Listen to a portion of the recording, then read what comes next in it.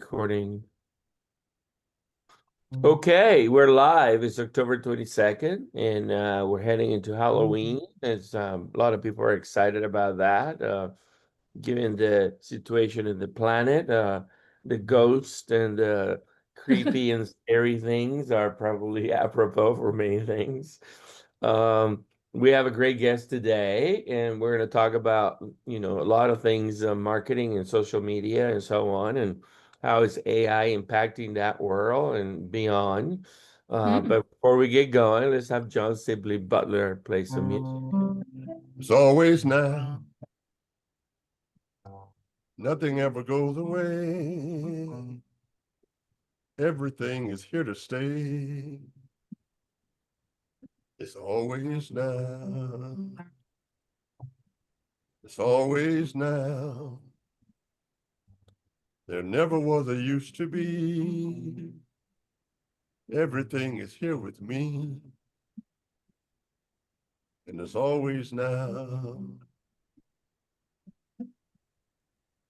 All right. Thank you, Johnny. So, the world keeps moving a million miles an hour, and I'm actually on my way to South Dakota tomorrow. Interesting. And I am wondering what the weather looks like up there. Probably heading into cold weather, probably be super nice. We'll see. You never know. And the tech world, it's been nicely reshaping so many things. There's lots of discussion about a burst of a bubble on AI. There's a big discussion that that's not the case, that this is going to take 10 years. It's the amount of money heading into innovation and the data centers and all that is gigantic. And so marketing seems to be the real most important piece on the delivery of all that innovation, how people consume it and how people adopt it. And the new iPhone 17, it's selling like hotcakes. Apple's on top of the world again. This is just fascinating what's going on. And obviously the grid continues to be strained and all kinds of challenges being discussed. So anyway, I wonder what John Butler is seeing these days. Johnny, what are your thoughts? Well, I think I want to just comment on the AI bubble. There's a lot of stuff on that because it's reminding old timers about the dot-com era. And also, with any kind of technology, there's always a takeoff, and then there's always a big lag. I mean, you can go back to the trains where the trains were exciting and we were having so many accidents. It was same thing was true was with the airplanes. The same thing was true with automobiles. And in some way, it has been true with software. So as it is launched, the question becomes, everybody gets excited. And then, of course, all of a sudden, you begin to look at the bugs and see what's going on there. And I think it's being forced on us, quite frankly. I think when I go on, that AI has been forced on me through the software. But the bubble is idea, if you can remember the .com, whenever you put .com on, everybody was investing in it. So I think people are looking at what we call the curve, the technology curve, where it gets very, very excited and then it levels off, and then I think it kind of drops off. So I think everybody's keeping an eye on that. And everybody's also keeping an eye on the economy. I think that the idea of bringing occupations to America in different kind of forms, in addition to the companies that would create the new jobs around AI, I'm keeping an eye on that also. So as you know, Andreas, we're on a call with manufacturing, quote unquote, in America, whatever that would look like. I think a lot of that is going on. I also think that countries are looking not to America now, but they're looking to China to look at the new models of perhaps the dream, what we used to call the American dream. So we have two great powers, as I said before, in my lifetime. The hegemony of America and China is very, very new to me. I grew up with everybody looking to America as a place of opportunities. We went to the Academy of Management in Canada, and countries are recruiting American scientists and professors like wow. Whether it's Australia, whether it's China, whether it's Canada, whether it's England or Europe. So I think that's a great trend. But the biggest trend is that I think that if you look at the attitude, I think, of Americans, I think the sociological, psychosociological aspects are very, very important. That is, if you take away the future, what does that mean? If you don't have a way to seeing the future, exactly what does that mean? And so I think that there's a lot of that. I had a niece who finished, she got an MBA and she called me in 2 weeks, she didn't have a job. I said, look, sometimes things takes a lot of stuff. So Android, it's a lot of stuff going on in the midst of this great technological bounce that we're having. As I like to say, entrepreneurs are creating billion-dollar companies with absolutely no employees. If you look at the automation of services, it is really going off the rail. And as I look, for example, enterprise, I think marketing in itself might be in jeopardy, just as computer science with AI is in jeopardy. So if you look at my computer scientists who are being laid off by the truckloads, I think the same thing as people with experts in marketing that's also being laid off.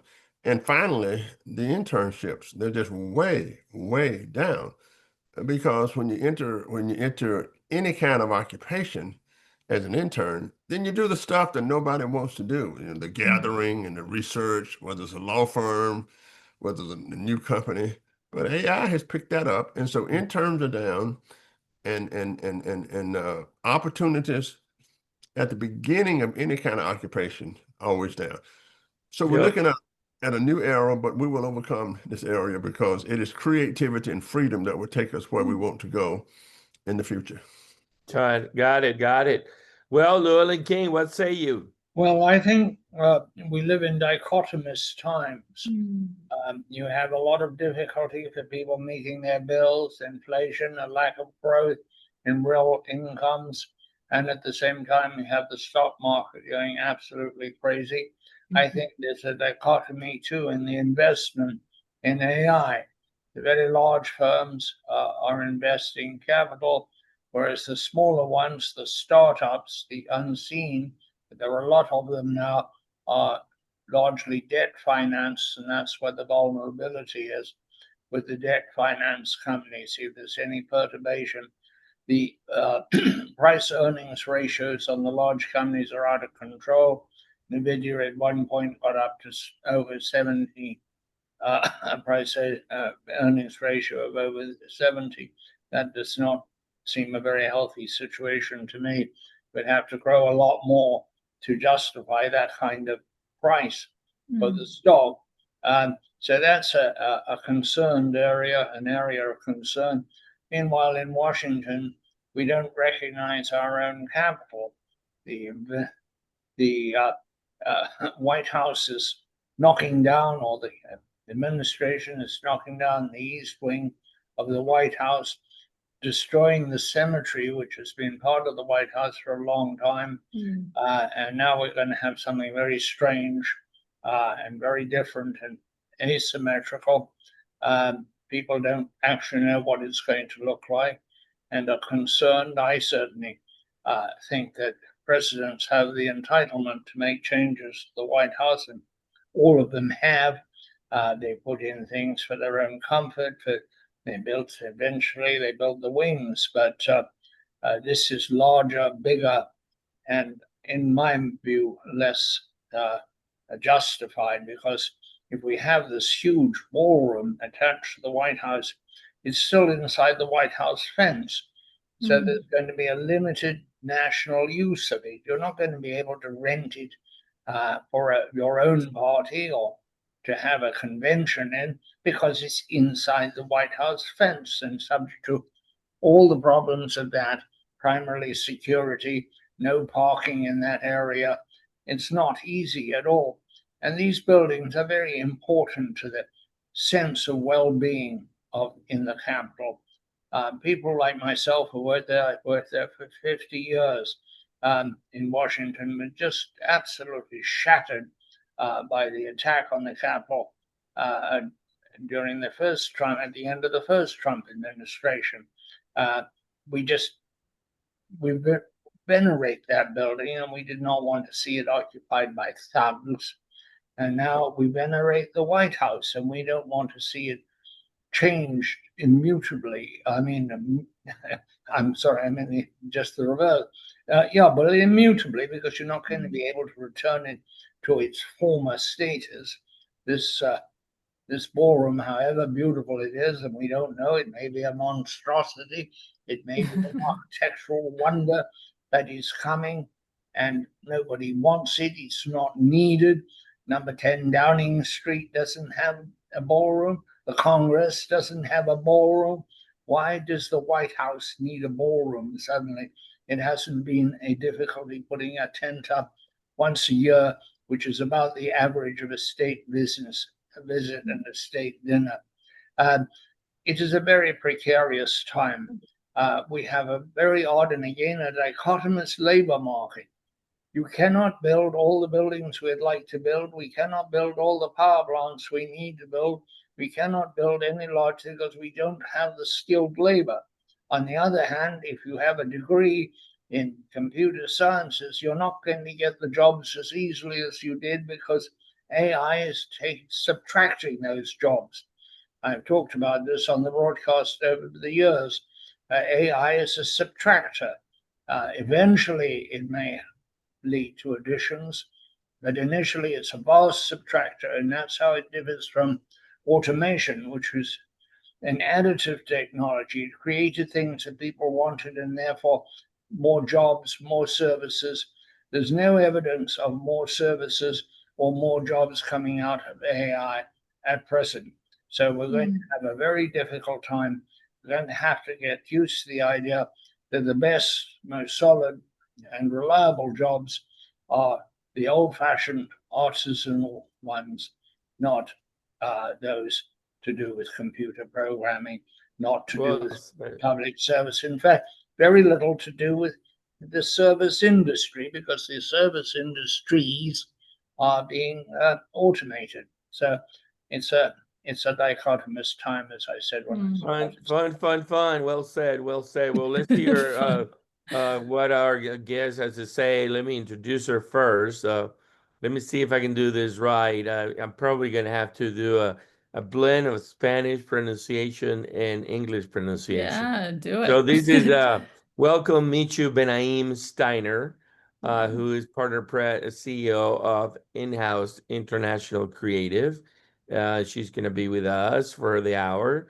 And in-house teams identify barriers to adoption that deliver clear strategy that drive growth for the clients. They are maybe what you would call a next generation agency, and they uncover what most compelling about a company and then translate those competitive advantages, if you will, into irresistible branding that redefines what's possible for their clients and future clients. So welcome, Michu, to the program. Very happy to be here. Thank you. Tell us a bit about you. We understand that you're a Macombs MBA, Longhorn, and what else can we know about you and your company? What else can you know? Oof, what I choose to say.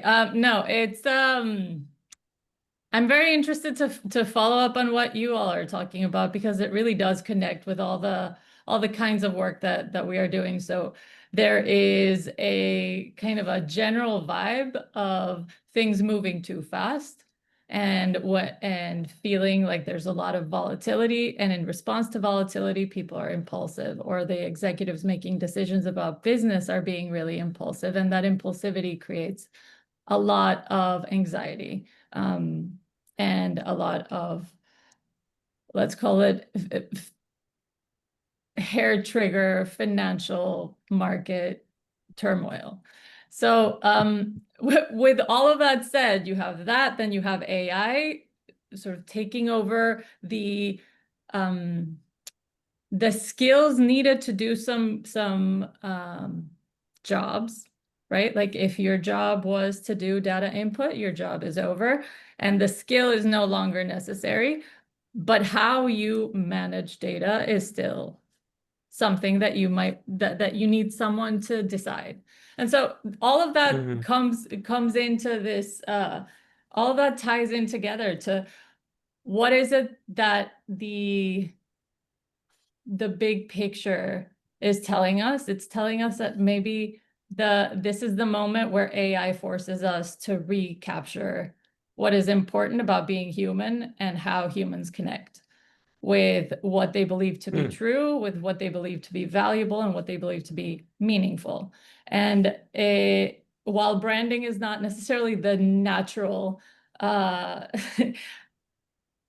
context for creating meaning in human life, it is definitely a signal of trust where you might be able to build a relationship within the context of a container that people can understand. And so that is where we're playing now. So if creativity is now the valuable commodity, it becomes more and more important to understand what creativity means and also what is important about branding in the context of how people make decisions about their own lives, how they relate to people around them, and so on. Yeah. Well, Yeah. what you're saying is that in the business world, it would be strategy. Must be It is creative, and strategy. AI certainly cannot do that. Also in the business world, it would be the people themselves. So we're back to the quote, the liberal arts and how we think about the world, because I think we do know that the AI can do things that's very, very repetitive. And you know that has happened before. This is not the first time. It's just so gregarious now. So my question is this: when you approach a company about creativity, because I always thought that I didn't know where creativity came from. I didn't know that. I didn't know The where I don't know mystery. where musicians come from. Mm. You can have all the training in the world. I don't know. So how do you think about entering a company Mhm. and thinking about being creative, especially when it comes to their strategy? Because I think that's where we are now. AI cannot do strategy, and I like the idea that data Yeah. must be given a voice. That Data. is, data for data's sake does not mean it's just garbage in and garbage out, as we said 40 years ago. Right. It's creativity in this case. I don't want to call it a Trojan horse, but say very often I get called for, say, hey, we need a new website. And then you start asking a few questions, and the issue is not necessarily, hey, the website needs a few new graphics. It's that even if we do these few new graphics, it's not going to perform to the goals the company has. And so you end up backing into strategy by necessity, because those goals will lead you to question, what is the position? Who do you want to serve? Like, who needs to find you irresistible? How much do you want to sell to them? How often do you want it? Like, how do you get your current customers to tell their friends so that those people become customers? How do you acquire new business? And so by need, the website is just like the outside layer. The graphics of that website is the final skin. It's the kind of point of contact. But in order for that to work properly, you end up doing a lot of business strategy that's sort of wrapped into brand strategy. And I think you're absolutely right, John. It's the point of view and clarity of that point of view that counts. Mm-hmm. And I'll add to that, like, the point of view that is distinctive and memorable. So it's the first contact should be something that people just feel talks to something, like speaks to something unspoken, but already felt. And then how you develop that relationship is by making sure that whatever that point of view is reflected in every single moment that a customer or a person or or even someone who would be inactive in a decision-making process would come into contact with. That's how Yeah, I've you, always said, as you remember, you took my class back yeah, in the day. back in the day. The job of the MBA was to take the creativity of the scientists and to commercialize it. So if you remember, you had to go to the scientific page of Google Patents, Yeah. find a patent, and that is Mhm. creativity, and then commercialize that patent. So as you work with companies, do you go in and say, do you have a measure for the most creative person? How do you now walk into a company and say that that person has a creative idea about strategy. Just how do you do that? How do I find the creative? And Yeah, yeah. I How do mean, you do that when you work with companies? I think in terms of how that creativity gets highlighted, it's what is it that you are doing that is not the same as what AI could find create from the averages, right? Or from the noise.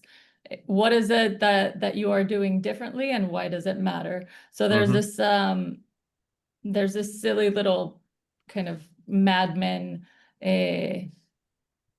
scene where the main character, Don Draper, is pitching Lucky Strike, and he convinces the executives at Lucky Strike that what they are going to tell the public is that their tobacco is toasted, right? And the executive says, well, everybody toasts their tobacco. It's like, no, your tobacco is toasted, and we're going with that. And that, because what that means to people is that this is wholesome. It's not like everybody else.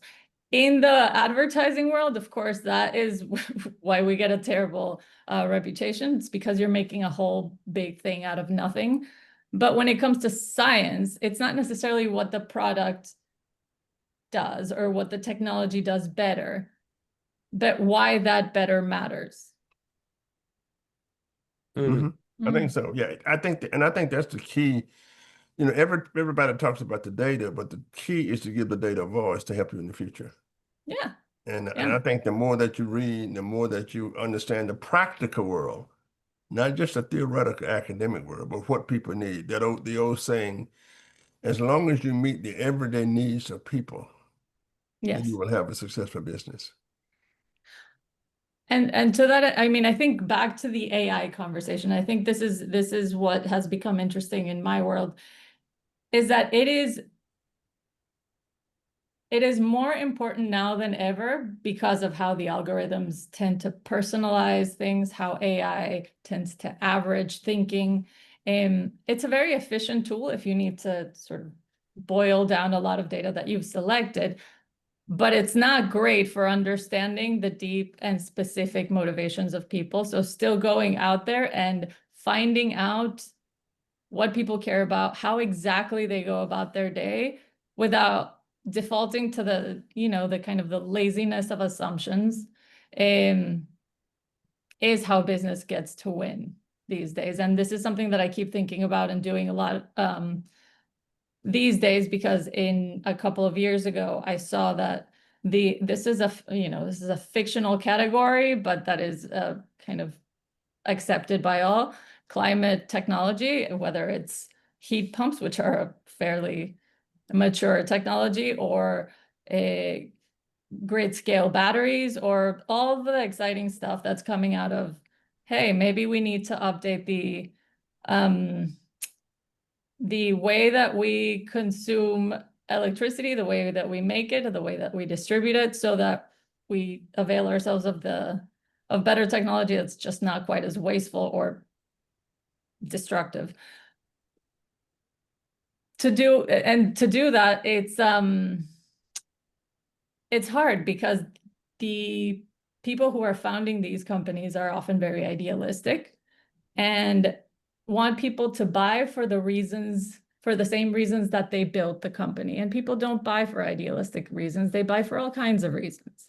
And so that was my first hard landing in this space. I thought, hey, this is a space that seems to be lagging in adoption, and to try to understand how brand could accelerate that adoption cycle, I started to talk to people, and I don't want to say that I was shocked, but I was, a little bit disheartened and disappointed to see how much resistance there was to the idea that the human factors, the sort of irrational emotional factors of people's decision making are rejected as a premise because the science itself is an exact science, but humans are humans are human. all over the place. Yes. That's why I'm not a physicist. That's why I don't want to study rocks. I want to study Go people ahead, who think. Lynn. Exactly. Uh, Sorry, Andres, you were saying, oh, okay. Yeah, I think that creativity is like leadership. You can't really study it. It shows up. You get it or you don't get it. I once sat through a particularly banal discussion at Harvard um, about leadership and how they were going to teach leadership. I doubt they're going to teach leadership. It is a rather innate thing. You can certainly do things when you have a leader. You can groom the leader. You can groom people for leadership, but you can't create leaders. And creativity, you don't know the. You really have very little idea what the public wants that has been created. Why would Taylor Swift be more successful than any other singer? I mean, this is extraordinary. Why would a particular slogan take over? Why would somebody of very limited knowledge become enormously influential as an influencer on social media? Right. Whereas very wise, well-informed people get no traction and are not listened to. I've always been interested in, and I continue to be interested in, what changes the public debate. For example, when I started writing about AI, it was regarded as a sort of extension to the internet on steroids. And if you ask the same question then and the same question today, the answers have changed.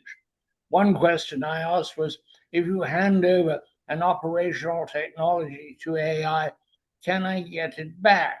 Can you get it back? And I was told emphatically by many experts 3 years ago, yes.